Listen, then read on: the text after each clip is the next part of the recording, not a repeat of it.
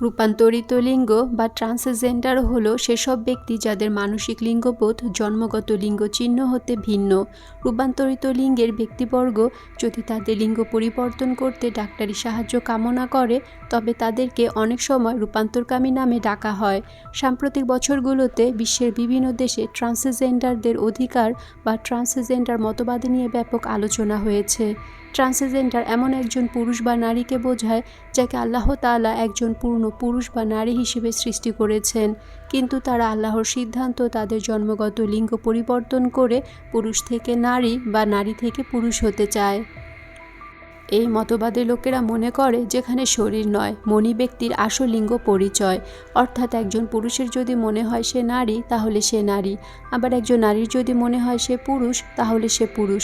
তাদের দাবি হলো তাদের বাহ্যিক লিঙ্গ আর চিন্তাগত লিঙ্গ দুটি ভিন্ন ভিন্ন। এরা আরও দাবি করে ডাক্তারের সাহায্যে তাদের মনের রূপকে বাস্তবে রূপান্তর করা সম্ভব, অথচ বাস্তবতা হচ্ছে এক ধরনের কসমেটিক সার্জারির মাধ্যমে শুধু বাহ্যিকভাবে কিছু পরিবর্তন আনা যায়, সৃষ্টিগত লিঙ্গের কোনো পরিবর্তন করা যায় না। আবার অনেক ট্রান্সজেন্ডার ব্যক্তি জেন্ডার ডিসফোরিয়ায় আক্রান্ত। এদের কেউ কেউ হরমোন রিপ্লেসমেন্ট থেরাপি, লিঙ্গ নিশ্চিত অস্ত্রোপচার বা সাইকোথেরাপির মতো চিকিৎসা নিয়ে থাকেন। অনেকে ট্রান্সজেন্ডার ব্যক্তি এসব চিকিৎসা পছন্দ করেন না, কেউ কেউ আর্থিক বা চিকিৎসাগত কারণে এগুলো করতে পারেন না। আমাদের সমাজে হিজড়া বা তৃতীয় লিঙ্গের মানুষের ধারণা আছে। বেশিরভাগ মানুষ মনে করেন এটা হয়তো হিজড়াদের অধিকার নিয়ে কোনো আন্দোলন। আসলে এই দুটি জিনিস একেবারেই আলাদা। মানুষ হয় সম্পূর্ণ পুরুষ অথবা নারী, যারা জন্মগতভাবে অস্বাভাবিক এবং কিছু যৌন ত্রুটি বা জটিলতা নিয়ে জন্মগ্রহণ করে, যাকে আমরা হিজড়া বা ইন্টারসেক্স বলে থাকি। হিজড়া এক অসহায় জাতি, তারা প্রকৃতপক্ষে লিঙ্গ প্রতিবন্ধী, যারা কোনোরূপ সার্জারি ছাড়াই এমন লিঙ্গ প্রতিবন্ধী রূপে জন্মগ্রহণ করেছে। এক্ষেত্রে তাদের কোনো হাত নেই। পক্ষান্তরে ট্রান্সজেন্ডার কোনো জন্মগত অসুস্থতা নয়, তারা সম্পূর্ণরূপে পুরুষ বা নারী হিসেবে জন্মগ্রহণ করেন, বরং স্বেচ্ছায় সার্জারি করে নিজের সুস্থ সবল লিঙ্গ পরিবর্তন করে বা সার্জারি ছাড়াই নিজের পরিচয় পরিবর্তন করার নাম হলো ট্রান্সজেন্ডার।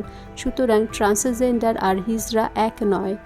পশ্চিমা দেশগুলোর স্কুলগুলোতে শিশুদের এই মতবাদ শেখানো হচ্ছে বলে জানা যায়। প্রবল আগ্রহে এই মতবাদকে গ্রহণও করে নিয়েছে বিভিন্ন চিকিৎসা প্রতিষ্ঠানগুলো। কিছু রাজনৈতিক দল ও সামাজিক প্রতিষ্ঠান এই মতবাদ প্রচার করে চলছে। এমনকি ট্রান্সজেন্ডারদের নিয়ে পরিচালিত হচ্ছে সুন্দরী প্রতিযোগিতা। এই মতবাদের উপর ভিত্তি করে আইন তৈরি করা হচ্ছে। মানবাধিকারের নামে সারা বিশ্ব জুড়ে এই মতবাদ প্রচার করে বেড়াচ্ছে পশ্চিমা বিশ্ব। ব্যয় করা হচ্ছে বিপুল পরিমাণ অর্থ। এমনকি বাংলাদেশেও পাঠ্যপুস্তক থেকে শুরু করে পাকিস্তানের আদালতের রায়ও ঢুকে পড়েছে ট্রান্সজেন্ডারবাদ। সবচেয়ে উদ্বেগের বিষয় হচ্ছে সম্প্রতি বাংলাদেশেও ট্রান্সজেন্ডার মতবাদ প্রকট আকার ধারণ করেছে। এই শ্রেণীর মানুষরা সরকারের কাছে নানা রকম দাবিও উত্থাপন করছে। শুধু কর্মসংস্থানের দাবি নয়, জাতীয় সংসদে নিজেদের প্রতিনিধিত্ব দেখতে চান। বৈষম্য ও লাঞ্ছনার শিকার ট্রান্সজেন্ডারদের সুরক্ষা ও অধিকার এবং স্বাস্থ্যসেবা নিশ্চিত আইন তৈরির উদ্যোগ নেওয়া হয়েছে। ট্রান্সজেন্ডার অধিকার সুরক্ষা আইন 2023 নামের আইনটি পাশ করার পরিকল্পনাও চলছে। আল্লাহ তাআলা বলেন, আমি মানুষকে সৃষ্টি করেছি সবচেয়ে সুন্দরতম আকৃতিতে। সূরা 3 আয়াত সংখ্যা 4। আল্লাহ প্রদত্ত সুস্থ স্বাভাবিক আকৃতি পরিবর্তন কখনোই সুন্দর হতে পারে না। ট্রান্সজেন্ডার মতবাদ কখনোই মানবতার জন্য কল্যাণকর নয়। এটা আল্লাহর দেয়া নিয়ামত ও সৃষ্টিকে বিকৃত ও নষ্ট করার শামিল। আল্লাহ তাআলা তার সৃষ্ট আকৃতি বিকৃত করাকে শয়তানের কাজ বলে আখ্যা দিয়েছেন। কুরআনুল কারিমে আল্লাহ বলেন, শয়তান বলছে আমি অবশ্যই তাদেরকে মানুষদেরকে আদেশ করব, ফলে তারা আল্লাহর সৃষ্টিকে পরিবর্তন করবে। সূরা নিসা আয়াত সংখ্যা 119। রাসূল সাল্লাল্লাহু আলাইহি ওয়াসাল্লাম শরীরের আকৃতি পরিবর্তন ও বিকৃত করার ব্যাপারে কঠোর হুঁশিয়ারি ব্যক্ত করেছেন। হাদিসে নারী পুরুষের সাদৃশ্য অবলম্বনকে কঠোরভাবে নিষেধ ও অভিসম্পাত করা হয়েছে। রাসূল সাল্লাল্লাহু আলাইহি ওয়াসাল্লাম অভিশাপ দিয়েছেন নারীদের সাথে সাদৃশ্য অবলম্বনকারী পুরুষ এবং পুরুষদের সাথে সাদৃশ্য অবলম্বনকারী নারীদের উপর। সহিহ বুখারী 5885।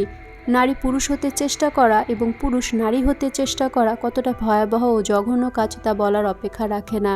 ট্রান্স মতবাদ শুধু কেবল দেশ ও জাতির জন্যই ভয়াবহ নয়, বরং এটি কোরআন ও হাদিসের সাথে সরাসরি বিদ্রোহের শামিল। ট্রান্সজেন্ডার নিয়ে অনেকের কাছে মনে হতে পারে এতে সমস্যা কি, তারা তো আমাদের কোনো সমস্যা করছে না, কিন্তু বাস্তবতা ভিন্ন। পশ্চিমা দেশগুলোতে এই মতাদর্শ বাস্তবায়নের ফলে বিভিন্ন সামাজিক, স্বাস্থ্য এবং আইনগত সমস্যা গত কয়েক বছরে চোখে পড়ার মতো। এ মতবাদ রাষ্ট্রীয়ভাবে প্রতিষ্ঠিত হলে সমাজ ব্যবস্থা ভেঙে পড়বে, সর্বত্র ছড়িয়ে পড়বে বিশৃঙ্খলা, নারীর অবয়বে পুরুষ ঢেকে পড়বে নারীর অন্তর্মহলে, মান সম্মান হারাতে পারে নারীরূপী এসব ট্রান্সদের কাছে। আবার একজন নারী জেন্ডার আইডেন্টিটি পরিবর্তন করে পুরুষের সমান অংশ দাবি করবে। সমস্যা দেখা দিবে উত্তরাধিকার সম্পত্তি বন্টনে, সঙ্গে সঙ্গে ধর্ষণ, সমকামিতা, জেনা, ব্যভিচার, অশ্লীলতাহানি ছড়িয়ে পড়বে অপ্রতিরোধ্য গতিতে। গবেষণায় দেখা গেছে ট্রান্সজেন্ডাররা নিজেদেরকে শারীরিক ও মানসিকভাবে সুস্থ দাবি করলেও তারা মারাত্মক স্বাস্থ্য ঝুঁকিতে থাকে। গবেষণায় দেখা গেছে সাধারণ মানুষের তুলনায় তাদের মধ্যে আত্মহত্যার প্রবণতা 22 গুণ বেশি। এছাড়া একটি সুস্থ সবল দেহে অস্ত্রোপচার করার ফলে তারা মারাত্মক স্বাস্থ্য ঝুঁকিতে থাকে।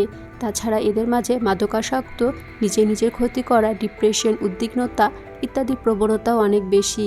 লিঙ্গ প্রতিস্থাপন ও নিজের পরিচয় পরিবর্তন করা একজন মানুষের জীবনে অনেক বড় সিদ্ধান্ত। বেশিরভাগ ক্ষেত্রে ব্যক্তি জীবনে এর নেতিবাচক প্রভাব পড়ে এবং একজন ট্রান্স নারী পুরুষের জীবনকে চরম দুর্বিষহ করে তোলে। বিশ্বের বিখ্যাত tech billionaire Elon Musk transgender মতাদর্শের বিরুদ্ধে সরাসরি অবস্থান নিয়েছেন। সামাজিক এবং ধর্মীয় মূল্যবোধ অক্ষুণ্ণ রাখতে মধ্যপ্রাচ্য এবং আফ্রিকা মহাদেশের দেশগুলো এর বিরুদ্ধে সক্রিয় অবস্থান নিয়েছে। স্কুলের পাঠ্যক্রমে ট্রান্সজেন্ডার মতাদর্শ অন্তর্ভুক্তির প্রতিবাদে কানাডা লক্ষ লক্ষ পিতামাতা রাস্তায় নেমে আসেন। পূর্ব ইউরোপের দেশগুলোতেও ট্রান্সজেন্ডার মতাদর্শের বিরুদ্ধে অবস্থান নিয়েছে। জেন্ডার আইডেন্টিটি ইস্যুতে ইতালি সরকার পরিবর্তন করা হয়। বাংলাদেশে ট্রান্সজেন্ডারবাদ ও তাদের অধিকার নিয়ে একটি মহল দৌড়ঝাঁপ শুরু করেছে। সচেতনতা তৈরি করতে না পারলে এদেশে ট্রান্সজেন্ডার মতবাদের মতো জঘন্য ও অশ্লীল কালচার ছড়িয়ে পড়বে সর্বত্র। এতে সমকামিতার মতো মস্ত বড় গুনাহের প্রসার ঘটবে। ট্রান্সরা সন্তান জন্ম দিতে সক্ষম না হওয়ায় পরিবার ব্যবস্থা ভেঙে পড়বে। অদূর ভবিষ্যতে এমন সব সমস্যার সম্মুখীন হতে হবে যার সমাধান বের করা প্রায় অসম্ভব হয়ে পড়বে।